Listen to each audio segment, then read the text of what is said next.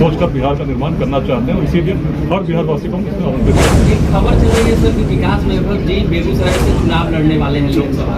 देखिए, इसमें कई बार ये प्रश्न अनेक अवसरों पर पूछा गया। स्पष्ट रूप से दो बातें मैं इसमें रखना चाहता हूँ।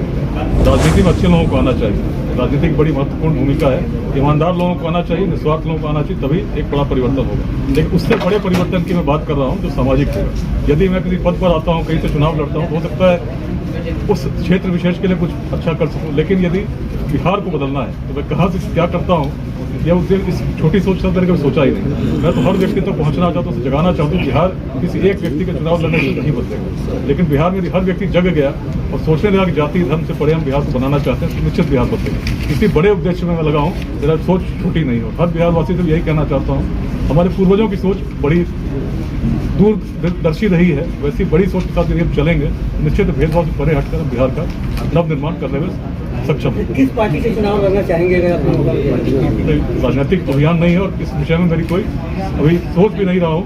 मैं तो बिहार के नव निर्माण में लगा हूँ, हर व्यक्ति की भूमिका होगी। बेगूसराय के जीडी कॉलेज में एक बार फिर महासम्मेलन होने जा रहा है। जी हाँ, इस महासम्मेलन के मुख्य जो आयोजक हैं वो विकास वैभव हैं और उनकी टीम है, जहां पे करीब 40,000 लोगों की आने की उम्मीद है। तो आप सुनिए विकास वैभव ने कल पटना में प्रेस कॉन्फ्रेंस में क्या कहा और चुनाव लड़ने की जब बात बेगूसराय लोकसभा से विकास वैभव से पूछी गई तो उन्होंने क्या कहा। इस अभियान के तहत जो है चुनाव लड़ना गलत बात नहीं है, अच्छी बात है, मगर मेरा जो अभियान है वो यहीं तक सीमित नहीं है। और जो शब्द विकास वैभव ने कहा वो आप सुने प्रेस कॉन्फ्रेंस के दौरान। बहुत ऐसी बातें विकास वैभव ने कही जिससे कहीं न कहीं बेगूसराय लोकसभा में सियासत जो है बढ़ जाएगी। आप सुने क्या कह रहे हैं विकास वैभव।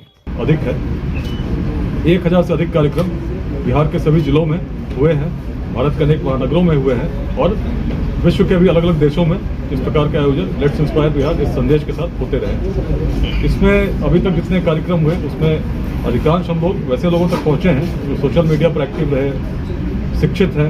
लेकिन जब तक जो हमारा उद्देश्य है 2047 भारत एक विकसित राष्ट्र बने और 2047 में भारत को यदि विकसित राष्ट्र बनना होगा तो निश्चित है कि बिहार को भी अपनी भूमिका उस रूप में एक विकसित प्रदेश बनकर स्थापित होना होगा, जिसका अर्थ है कि बिहार में सभी को यदि रोजगार चाहिए तो आज संख्या जो युवाओं की है जिनकी उम्र 30 वर्ष से कम है लगभग 9 करोड़ के आसपास है। 9 करोड़ लोगों को यदि हमें अगले दो दशकों में शिक्षा और रोजगार देना है तो सभी को मिलकर चिंतन करना चाहिए कि कैसे संभव हो सकता है। किसी भी सरकार, किसी पार्टी की सरकार यदि आती भी है और सरकारी नौकरियां देने का प्रयास भी करते हैं तो कुछ लाख लोगों को हम दे सकते हैं, 1%, कुछ अधिक प्रतिशत। लेकिन यदि पूरी जनसंख्या बिहार में किस प्रकार रोजगार का सृजन हो, इस उद्देश्य के साथ अभियान कार्यरत है। अनेक अवसरों पर हमने कहा है कि उद्यमिता का विकास सबसे महत्वपूर्ण है और इसके लिए अनेक प्रयास कि आज की युवा पीढ़ी कैसे उसका ध्यान केवल सरकारी नौकरी तक सीमित न रहे, कैसे हम उद्योग लगा सकें। उस काल में बिहार जब रोड नहीं थे, टेक्नोलॉजी आज की तरह नहीं थी, सूचना के तंत्र नहीं थे, तब हमारी क्षमता कैसी थी।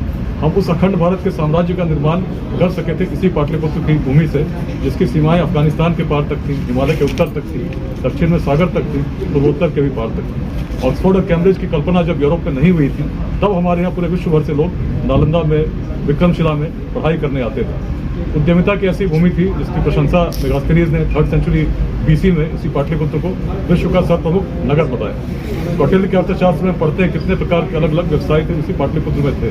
तो प्रेरणा कहीं ना कहीं है कि जब संसाधन नहीं थे तब यदि हम बिहार की भूमि से कर सके थे तो क्यों कर सके। उसका भी संदेश इस अभियान में हम स्पष्ट रूप से बताते हैं कि वेदांत की धरती है जिसमें हर व्यक्ति में उसी ईश्वर के अंश को देखने की परंपरा हो, दृष्टि हो और पूर्णत्व के साथ देखने की दृष्टि हो। ऐसा व्यक्ति दूसरे से जाति, संप्रदाय आदि के भावों से भेदभाव नहीं करेगा। इसीलिए बिहार में यदि इतिहास को हम देखते हैं तो हम पाते हैं जातियाँ तब भी थीं, लेकिन जैसा जातिवाद आज है उस प्रकार का यदि रहा होता तो मगध में शायद किसी नंद वंश का उदय कभी नहीं होता। बिहार ही धरती थी जहाँ सबसे पहले सबसे निम्न वर्ग से आने वाले व्यक्ति भी शासक बन सकते हैं, ऐसी अवधारणा जमी। उसी अवधारणा को वैशाली में देखते हैं कि व्यक्ति किसी जाति का हो, यदि सामर्थ्यवान हो तो लोग उसे चुन सकते हैं, किसी वंश का होना भी आवश्यक नहीं। और तब वैशाली में 7,707 गणराजा मिलकर प्रति वर्ष अपने गणाधिपति का चयन करते थे। ये सभी जितने गणराजा थे किसी जाति के आधार पर नहीं चुने थे। तो सोच बड़ी थी बड़ी सोच थी, तो बड़ी सोच लेकर व्यक्ति चलता है, बड़ा होता है, भूमि चलती है तो महान हो जाती है। इसी प्रकार से यदि आज हम देखते हैं 10 लोग भी बिहार में बैठे हैं, तो पहली बात उनके मन में यही आती है किस जाति के हैं, और जाति से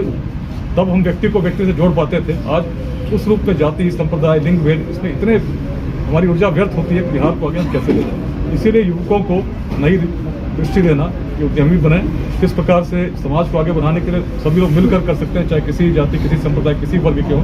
तो जो 9 करोड़ लोग हैं, जो सबसे बड़ा चैलेंज है, वो सभी वर्ग, सभी संप्रदाय के हैं, वो सभी के लिए हमको मिलकर